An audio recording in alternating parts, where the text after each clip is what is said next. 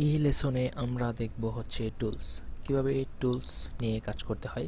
Adobe Premiere প্রোতে যে টুলসগুলো থাকে এগুলো দিয়ে কিভাবে কাজ করতে হয়, এই টুলসগুলোই আমরা আজকে দেখব। তাহলে চলুন অ্যাডোবি প্রিমিয়ার প্রো ওপেন করা যাক। আচ্ছা, অ্যাডোবি প্রিমিয়ার প্রো আমি আগে ওপেন করে রেখেছিলাম। এখন আমরা আবার নতুন একটি সিকোয়েন্স নিয়ে কাজ করব।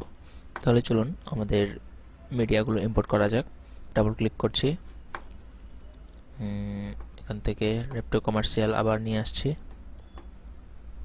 রেড বাটন ক্লিক করলাম, নিউ সিকোয়েন্স ফ্রম ক্লিপ। আচ্ছা, নতুন করে সিকোয়েন্স ক্রিয়েট করার কারণ এটাই ছিল যে আপনারা তাহলে এতে বুঝতে পারলেন যে আমি কিভাবে অ্যাডোবি প্রিমিয়ার প্রো ওপেন করে ফুটেজ ইম্পোর্ট করি এবং সিকোয়েন্স নিয়ে কাজ শুরু করি। তো এটিই ছিল একদম সহজে আমি যেভাবে শুরু করি। আচ্ছা, যাই হোক, তো আমরা কাজে যাব। এখানে দেখতে পাচ্ছেন যে কিছু টুলস আছে। এটি হলো অ্যাডোবি প্রিমিয়ার প্রোতে যে টুলসগুলো থাকে, এখানে এই প্যানেলে এই টুলসগুলো থাকে। দেখুন যে এই টুলস প্যানেলটি আমি ছোট বড় করতে পারছি। আচ্ছা, এই টুলসগুলো নিয়েই আমরা আজকে কাজ করব।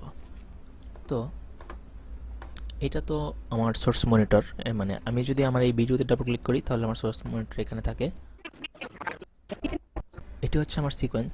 এই সিকোয়েন্সটি এখানে ক্রিয়েট হয়েছে এবং এখানে একটা টাইমলাইন চলে এসেছে। আমি এটি জুম করছি। আচ্ছা, এটি জুম আউট করলাম। আচ্ছা, নিচে টাইম ইন্ডিকেটর আমি যখন টানছি তখন নিচে অডিওটি বারবার বিরক্ত করছে। তাই আমি চাচ্ছি যে আপনাদেরকে যেহেতু আমি শেখাবো, তো আমি আপাতত অডিওটি ডিলিট করে দিচ্ছি, মানে এখান থেকে আপাতত রিমুভ করে দিচ্ছি যেন এই সাউন্ডটা বারবার না আসে। তো যেটা করতে হবে আমাকে, এটা এভাবে সিলেক্ট করবেন বা এখানে একটি ক্লিক দিলেও সিলেক্ট হবে। এই পাশে দেখুন যে সিলেকশন টুল সিলেক্ট করা আছে। তো এই সিলেকশন টুল সিলেক্ট করা থাকা অবস্থায় আমি যেখানে ক্লিক দেব সেখানেই সিলেক্ট হবে। তো আমি এখানে ক্লিক করছি, তো সিলেক্ট হচ্ছে। আর আমার হচ্ছে এই ভিডিওটি এবং অডিওটি লিঙ্ক করা, সেজন্য আমি একটিতে, যে কোনো একটিতে ক্লিক করলেই আমার দুইটি একসাথে সিলেক্ট হচ্ছে। আমি যেটি করব, দুইটাকে আনলিঙ্ক করব। কীভাবে সেটি, রাইট বাটন ক্লিক করব, এখানে দেখুন আনলিঙ্কে ক্লিক করব, আনলিঙ্ক হয়ে গেল। এখন আমি একটা সিলেক্ট করলে একটা সিলেক্ট হচ্ছে। আমি আপাতত নিচের যে অডিও লেয়ারে একটি ক্লিক করব, রাইট বাটন ক্লিক করব, ক্লিয়ার দিলেও হবে বা কিবোর্ড থেকে ডিলেট প্রেস করলেও হবে। তো আমি এটা সিলেক্ট করব, কিবোর্ড থেকে ডিলেট চলে গেল। ওকে, ফাইন। এখন আর কোনো বিরক্তিকর সাউন্ড আসছে না। ধরুন এখানে একটি না দুইটি ফুটেজ, আরেকটি নিয়ে আসছি। হতে পারে ড্রামা, হতে পারে একটি ইমেজ। আচ্ছা, আমি এটিকে ধরে এখানে নিয়ে আসলাম,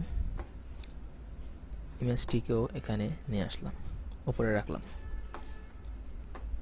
আচ্ছা, এটিকে আবার অডিওটি আনলিঙ্ক, ডিলেট। আচ্ছা, সিলেকশন টুল দিয়ে এতক্ষণ কাজ করছি দেখলেন, তবু আমি দেখাচ্ছি একবার। এটিকে জুম আউট করলাম, কিবোর্ডের জুম আউট করলাম, কিবোর্ডের অল্টার বাটন প্রেস করে তারপর হুইলটি ঘোরালাম, বা এখান থেকেও করতে পারেন। তো আমি এই ড্রামা, এই ভিডিওটি এবং এটা এভাবে একটা একটা করে সিলেক্ট করা যাচ্ছে। তো আমি চাচ্ছি সম্পূর্ণ একসাথে সিলেক্ট করব। এভাবে ধরে ট্র্যাক করবেন, এই তিনটি ফুটেজই সিলেক্ট হয়েছে দেখুন, এই সবগুলো সিলেক্ট। তো এই সিলেকশন টুলের কাজ এটাই। এটা ডিলিট করে দিলাম, এটা ডিলিট। এখন হচ্ছে যে সিলেকশন টুল দিয়ে আরও যেই কাজটি করা যায়, আমি যদি মাউস পয়েন্টারটি ভিডিওটির আউট পয়েন্টে নিয়ে যাই লাস্ট মাথায়, দেখুন যে এটি চেঞ্জ হয়ে একটি আইকন দেখা যাচ্ছে। এর মানে হচ্ছে যে আমি যদি এখন ড্র্যাগ করে মাউসে ক্লিক করে যদি এদিকে নিয়ে আসি, ভিডিওটি কেটে কেটে কেটে কেটে এই দিকে ছোট হয়ে গেল। মানে এই ভিডিওটি আমি চাইলে এখান থেকে আমার যে এই সোর্স যে মনিটর, এখান থেকে আমি এভাবে প্রথমে গিয়ে